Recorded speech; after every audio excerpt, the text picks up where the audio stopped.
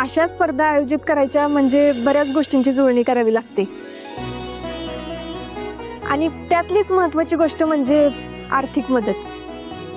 त्याचसाठी आम्ही तुमच्याकडे आलो। आमच्या या स्पर्धेला तुम्हाला स्पॉन्सर करायला शक्य होईल का? ऍक्च्युली तुमची स्पर्धा स्पॉन्सर करायला मला आनंदच होईल आणि अशा स्पर्धा आम्ही भरवतो सुद्धा। पण काही कारणामुळे तुम्हाला स्पॉन्सरशिप मी नाही देऊ शकत।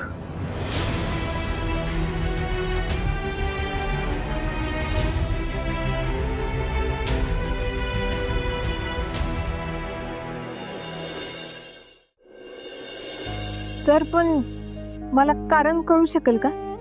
हे बघा, मला स्पष्ट बोलायला आवडतं, सो मी सांगूनच टाकतो। आमचे आणि मुजुमदारांचे चांगले संबंध आहेत। अहो, आमच्या खूप साऱ्या ऍड्स त्यांचीच ऍड कंपनी करते आणि त्यांची बरीचशी कामं आम्ही करून देतो।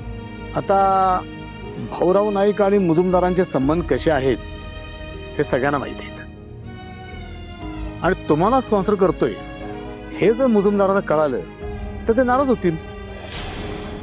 सो तुम्हाला मदत करून मी माझं प्रोफेशनल नुकसान नाही करू शकत, त्यामुळं सॉरी। अहो सर, असं काहीच नाही होणार, ते नाराज होणार नाहीत कारण ते आमच्या सॉरीने। ठीक आहे, थँक्यू सर, खरं आणि स्पष्ट बोलल्याबद्दल आणि तुमचा वेळ दिला त्याच्याबद्दल पण थँक्यू। येतो आम्ही। ओके। सावे, सावे ऐक की, सावे ग, मी काय म्हणते, सावे, सावे ग, ऐक की, कशाला थांबवलंस मला? सांगितलं असतं ना की धैर्य आमच्या सोबतच आहे म्हणून, आणि तुमचं नाव त्यांनीच सजेस्ट केलंय आम्हाला। रीने, त्यांच्या नावाच्या जोरावर आपल्याला कुठलीच मदत नकोय।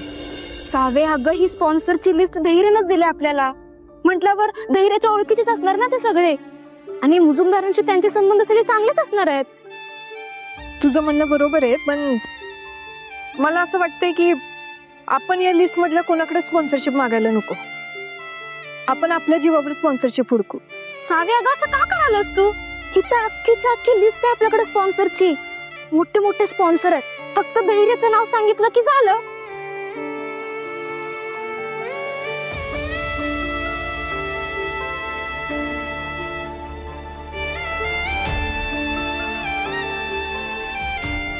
तेच तर आपल्याला नकोय।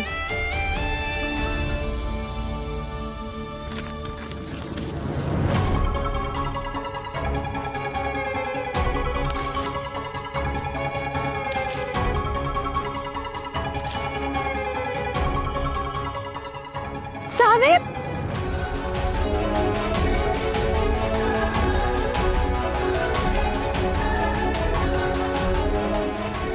रिनी, याच्या आधी आपण ज्यांच्यासोबत कोलॅबोरेशन केलेत ना त्या सगळ्यांची लिस्ट काढ।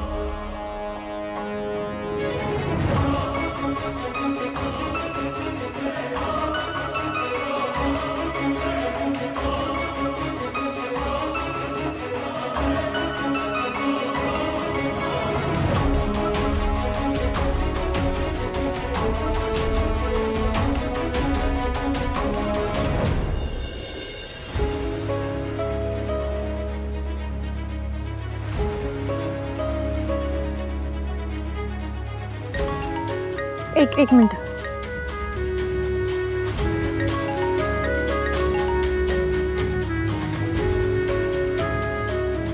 हॅलो, मिळाली ना पहिली स्पॉन्सरशिप? पुढच्या सुद्धा मिळतील। तिकडं तालमीचं सगळं अरेंजमेंट कोण बघतंय? नाही, अजून तिकडे काही अरेंजमेंट झाली नाही, म्हणजे कोणीच फ्री नाहीये ना, सगळेच बिझी आहेत। पराग पण तिकडे रजिस्ट्रेशन साठी बसलाय, त्याचं ते काम आवरलं ना मग तो तिकडे जाऊन करून येईल सगळं। नाही, त्याला नका पाठवू, नाही तो रजिस्ट्रेशन करतोय तर त्याला तेच करू द्या. मी तिकडे तालमीवर जाऊन करून घेतो सगळं. अहो पण तुम्ही तर बिझी आहात ना. हो बट काढतो मी वेळ. तुम्ही स्पॉन्सरशिपचं सगळं उरकून डायरेक्ट तालमीवर या. तोपर्यंत मी तिकडे सगळं रेडी करून ठेवतो. बॅनर, सीटिंग आणि बाकीचं जे काही असेल ते सगळं बघून घेतो मी. यू डोंट वरी. ठीक आहे, बाय. बाय.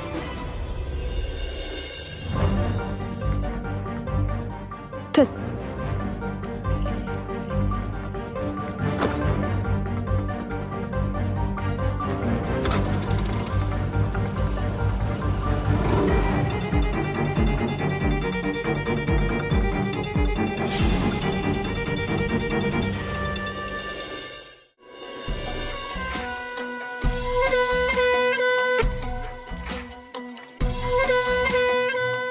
या.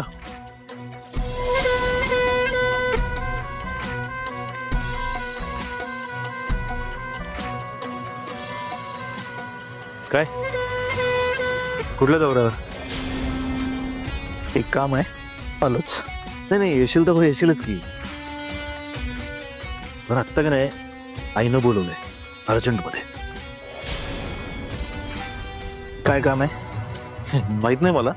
हा पण एवढं मात्र सांगितलंय की घरी याला लवकरात लवकर पाठवून दे असं.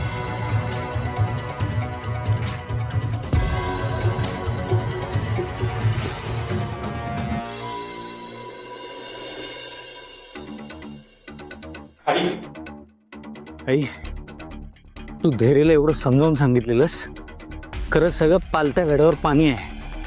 आता काय झालं? तू सांगितलं होतं ना धैर्यला, तर कॉलेजच्या कामाचं बघ. तो बघ त्याची पर्सनल कामं करायला गेलाय. कसं शक्य? मी त्याला ऍडमिशनच्या कामाचं बघायला सांगितलंय. आई, बोलवलंस मला?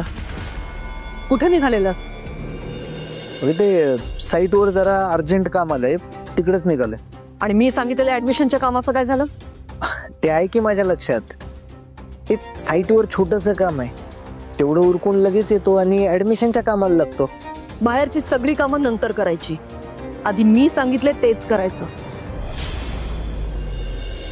सगळ्यात आधी एक मीटिंग अरेंज कर. कॉलेजचे प्रिन्सिपल, सगळे शिक्षक, सगळ्यांना बोलव. त्यांना म्हणावं ऍडमिशन संदर्भात चर्चा करायची. तसंच अकाउंट रिलेटेड काही प्रश्न असतील, शंका असतील तर त्याबद्दलही बोलता येईल. आणि हो, हे सगळं करण्याआधी तू एकदा तुझ्या नजरेखालनं सगळ्या गोष्टी घाल. एक लिस्ट तयार कर.